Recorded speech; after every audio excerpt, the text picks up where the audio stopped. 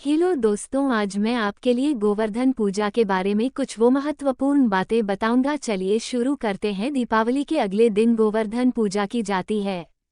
लोग इसे अन्नकूट के नाम से भी जानते हैं। इस त्योहार का भारतीय लोकजीवन में बहुत महत्व है। इस पर्व में प्रकृति के साथ मानव का सीधा संबंध दिखाई देता है। इस पर्व की अपनी मान्यता और लोककथा है।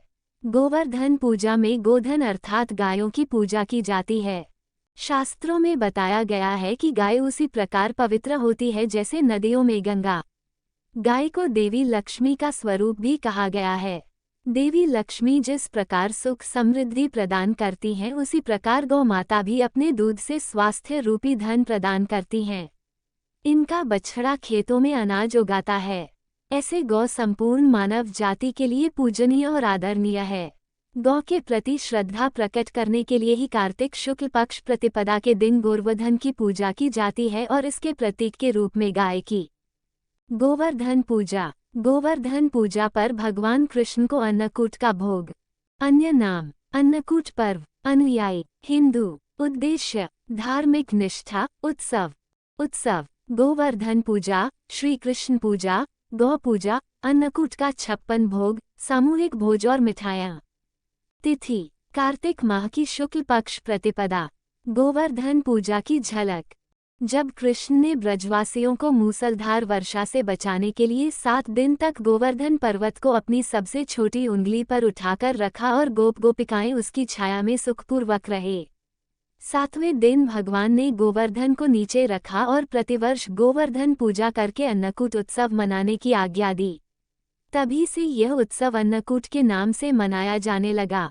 1 कबीर साहेब जी अपनी वाणी में कहते हैं। कबीर गोवर्धन कृष्ण जी उठाया, द्रोणागिरी हनुमंत, शेष नाग सब सृष्टि उठाए, इनमें को भगवंत। 2 गोवर्धन पूजा के संबंध में एक लोकगाथा प्रचलित है। कथा यह है कि देवराज इंद्र को अभिमान हो गया था। इंद्र का अभिमान चूर करने हेतु भगवान श्री कृष्ण, जो स्वयं लीलाधारी श्री हरि विष्णु के अवतार हैं, ने एक लीला रची। प्रभु की इस लीला में यूं हुआ कि एक दिन उन्होंने देखा कि सभी ब्रजवासी उत्तम पकवान बना रहे हैं और किसी पूजा की तैयारी में जुटे। श्री कृष्ण ने बड़े भोलेपन से मैया यशोदा से प्रश्न किया, मैया, ये आप लोग किन की पूजा की तैयारी कर रहे हैं?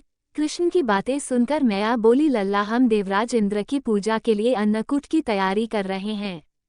मैया के ऐसा कहने पर श्री कृष्ण बोले, मैया, हम इंद्र की पूजा क्यों करते हैं? मैया ने कहा, वह वर्षा करते हैं जिससे अन्न की उपज होती है, उनसे हमारी गायों को चारा मिलता है। भगवान श्री कृष्ण बोले, हमें तो गोवर्धन पर्वत की पूजा करनी चाहिए क्योंकि हमारी गायें वहीं चरती हैं। इस दृष्टि से गोवर्धन पर्वत ही पूजनीय है और इंद्र तो कभी दर्शन भी नहीं देते, व पूजा न करने पर क्रोधित भी होते हैं, अतः ऐसे अहंकारी की पूजा नहीं करनी चाहिए। लीलाधारी की लीला और माया से सभी ने इंद्र के स्थान पर गोवर्धन पर्वत की पूजा की।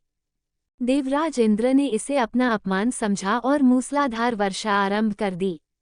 प्रलय के समान वर्षा देखकर सभी ब्रजवासी भगवान कृष्ण को कोसने लगे कि सब इनका कहाँ मानने से हुआ है।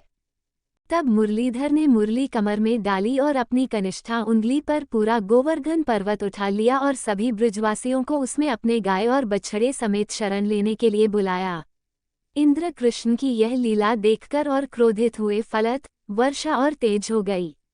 इंद्र का मान मर्दन के लिए तब श्री कृष्ण ने सुदर्शन चक्र से कहा कि आप पर्वत के ऊपर रहकर वर्षा की गति को नियंत्रित करें, और शेषनाग से कहा, आप मेड़ बनाकर पानी को पर्वत की ओर आने से रोकें।